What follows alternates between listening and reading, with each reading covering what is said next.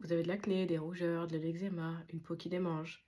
Vous essayez de trouver des solutions pour améliorer votre peau. Mais parfois, il faut regarder ce qui se passe au niveau de l'intestin. L'intestin contient des milliards de micro-organismes qui participent à la digestion et au fonctionnement du système immunitaire. Ils produisent aussi des molécules capables de communiquer avec notre organisme.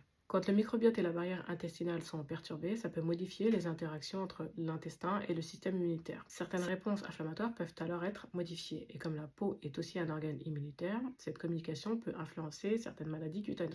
Alors attention, un intestin perturbé n'engendre pas forcément des problèmes de peau. Le lien est beaucoup plus complexe. Mais cette piste va être intéressante à explorer, notamment quand vos problèmes cutanés s'accompagnent notamment de ballonnements, transit perturbé, douleurs digestives, reflux, d'une alimentation très pauvre en fibres, d'un sommeil insuffisant, d'un stress important. Notre microbiote aime la diversité, donc il va falloir essayer de varier entre les fruits, les légumes, les légumineuses, les noix et les graines, les céréales complètes si elles sont bien tolérées.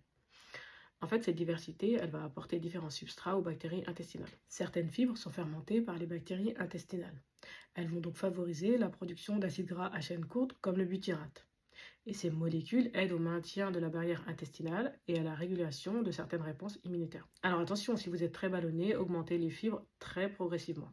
Concernant l'acné, cette dernière est multifactorielle. Elle peut être favorisée par les hormones, le sébum, la génétique, le microbiote cutané, l'inflammation. Mais l'alimentation peut également intervenir chez certaines personnes. Justement, certaines études ont montré un lien entre l'acné et la consommation de lait.